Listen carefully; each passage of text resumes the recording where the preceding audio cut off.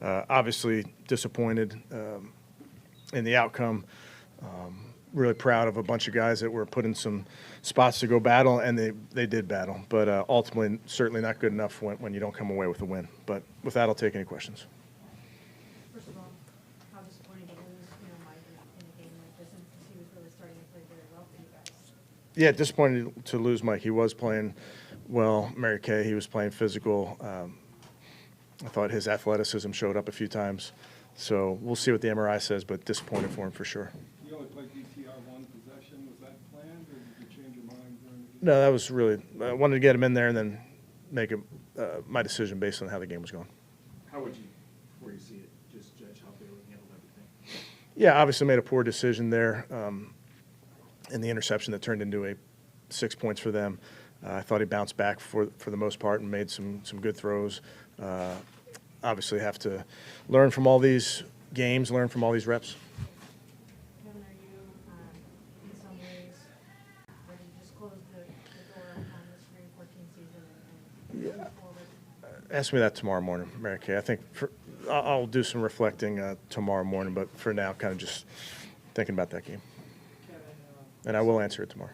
on some level, though, do you find some pride in how the team played, given, like, even for weeks not knowing the playoffs when a possibility? Yeah, we respect this game too much. I respect this game too much. These players do. It's a privilege to play. It's a privilege to coach. So if they're keeping score, we're going to battle. We're going to compete to the end. Understand that ultimately we came up short in this game, and that's the frustrating part, but we're going to battle. How about Jerry Judy getting the record at the end, a little consolation prize for the loss like that? Yeah, obviously Jerry made some big plays for us towards the end there to move the football.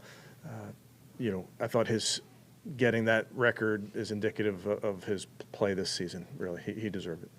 What did you think of the defense being able to force another 3 in that situation? I thought they were battling. We put them in some really tough spots.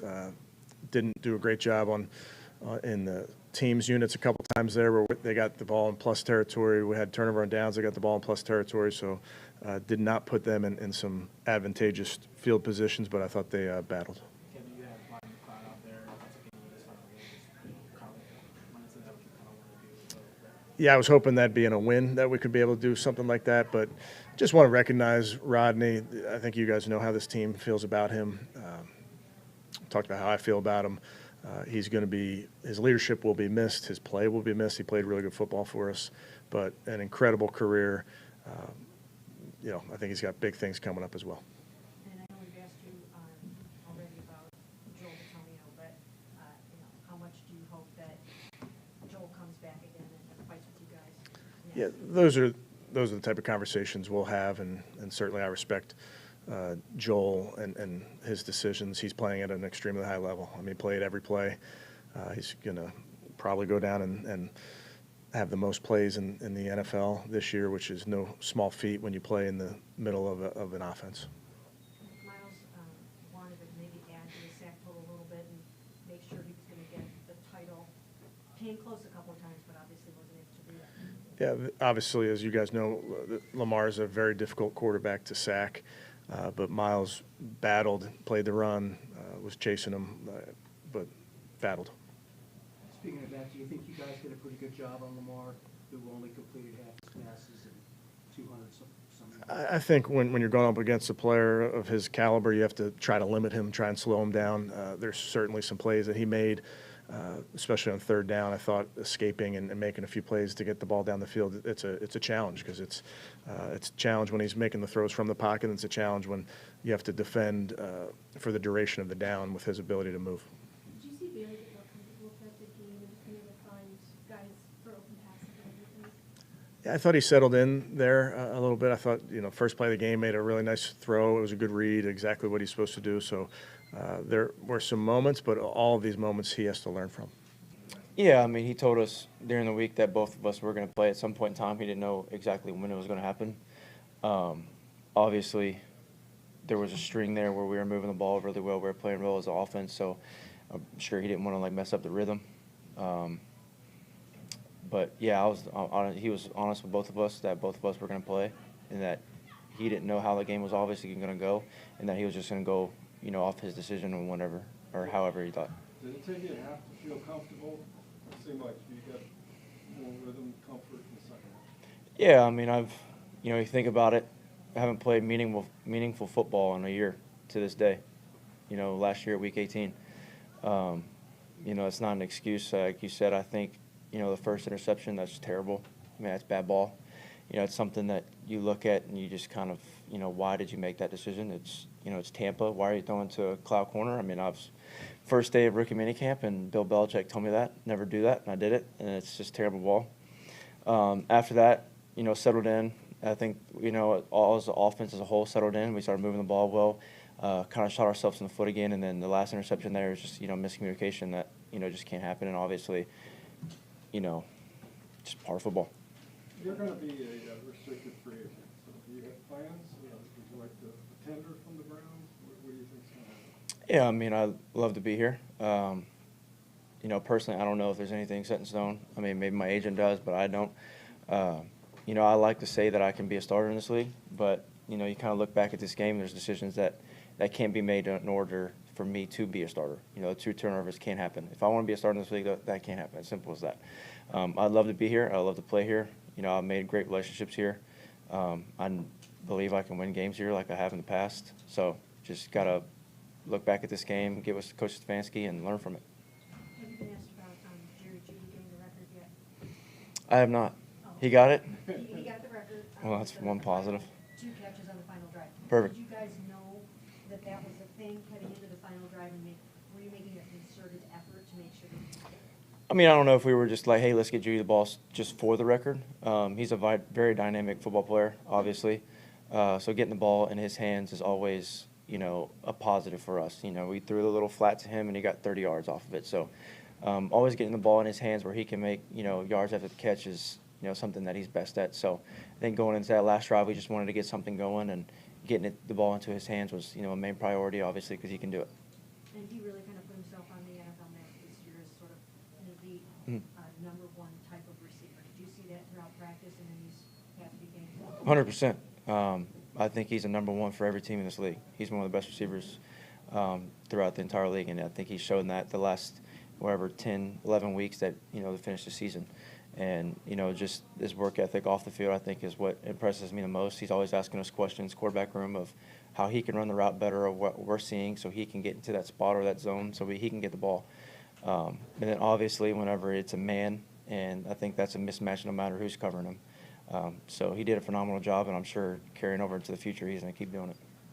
And then also, Joel Bitonio has thought about maybe retiring after this season. What have you seen in him, just the brief time that you've seen him over there playing left guard, and just even how he's just playing in the last 4 or 5 games? Yeah, I mean, first off, he's an unbelievable player on the field. To play as long as he has and to be as successful as he is phenomenal. I mean, he's unreal. And then off the field, he welcomed me with open arms when I came here. You know, he was one of the first guys to eat lunch with me, and as well as a new guy, and I was kind of like a new kid at school. And he sat down, him and Wyatt, and we ate lunch together first day, and then it carried on. But, you know, if he retires, obviously that's his decision. But if for some reason I'm back here and I'm playing, I'm going to beg him not to retire, because obviously he's one of the best guards in the league. And but I know Father Time catches up to everybody, so that's his decision, obviously. David, why would you want to come back here? I mean, you have a choice. It's a 3-14 team, so what's so appealing about coming back? I just think I see the vision of what Stefanski and AB and all these guys that have been here for a long time, the vision that they want this organization to get to. You see what happened last year, playoffs. I think this year it just accumulated things, you know, injuries and things like that kind of caused this year. But obviously, you know, the main thing is I want to play and I want to be a starter in this league. And if there's an opportunity that I can do that here, obviously I want to come back. So, I mean, Deshaun Watson is going to be coming back Mhm. and also competing for the starting job. What do you know of Deshaun? How much would you like an opportunity to have that chance to work alongside him and battle with him, basically? Yeah, I mean, Deshaun's a great player. That's the reason why he's rolling around in the money that he's got. I mean, he's phenomenal. He's one of the best quarterbacks in the league. So to be able to compete against him and also learn from him, obviously I wasn't around him as much with the injury and everything. But if I were to come back next year and be around him in the QB room and kind of pick his brain, would be awesome because, you know, he's done it for a long time and he's been really good at it for a long time. Back in the moment, is this in some way, in many ways, a tougher season than even your rookie season when you kind of think of everything and the expectation and where this organization is going to come since, you know, 2017 to now? It's probably a more disappointing season, yeah, because, you know, what we expected of ourselves, what we had built year before. So that's how I take it. And Joel said last week that it's the most frustrating season that he's ever had in his 11 years, just because the hopes were so high, the expectations were so high. So you kind of feel that same way about it? Yeah, feel pretty similar to how he feels. There was an ESPN report that you had already kind of spoken to the front office about, you know, their plans for the offseason and whatnot, and how they want to address things. Did you leave that conversation feeling better about the direction of the organization? Or? I mean, I haven't had any conversations about, you know, any of that yet. I left that to the off season, which, I mean, starting today. So, you know, we'll have our exit meetings and all that. But that was the furthest thing from my mind, you know, going into this game and anything else. That's just untrue. And Myles, when you look at you guys versus the Ravens, AFC North champs, you know, you guys kind of bring up the rear.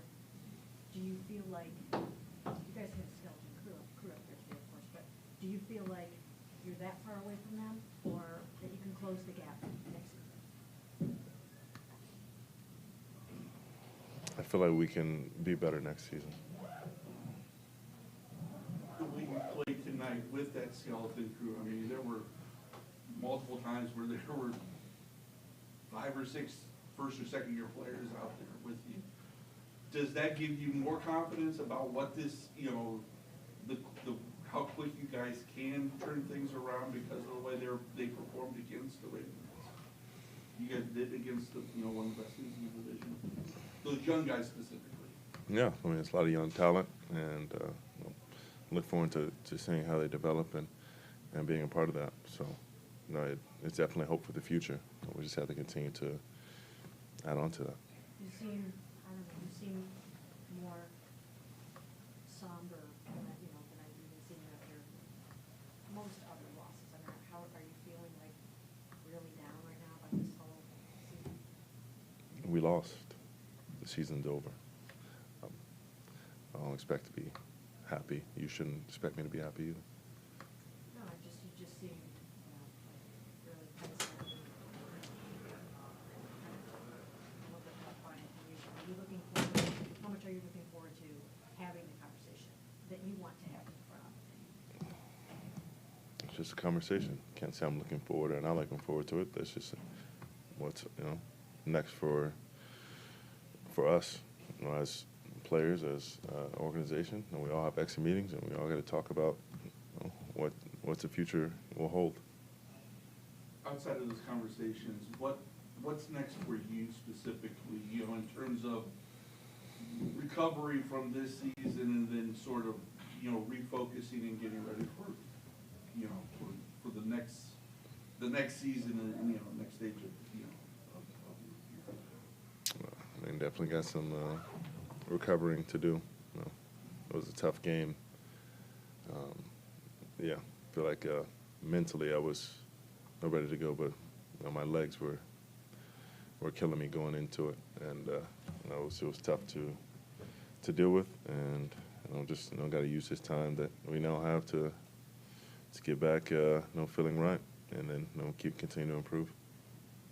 Myles, obviously, came into the game tied with Trey for the 14 sacks. Lamar still hard to sack, but I mean, how do you feel about, you got there, almost got there a couple times, but you just weren't able to quite get there. How do you feel about where you stand with your total right now? It's never enough.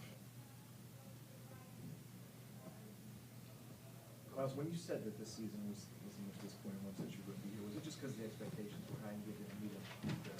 Yeah.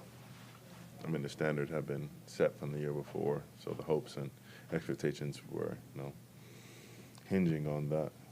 You know, we see what we had in the building, and you know, we had really developed something, and we took a step or two back.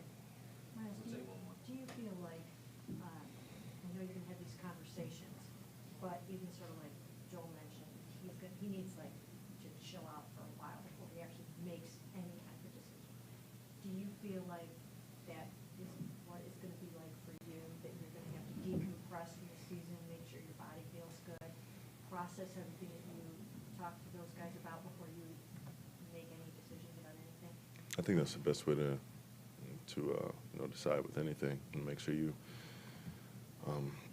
remove yourself from, you know, the situation, and try to look at it objectively, you know, not just look at it emotionally. You know, obviously, emotions are high with, you know, how the season is winning. You know, guys don't feel very good about, you know, whether it's individual performances or the record, and you know, you have to, you know, take a step back and you know, allow yourself to decompress, and then, you know, make the best decision for yourself.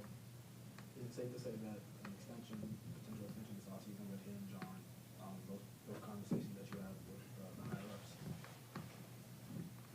ups? I mean, there'll be something coming.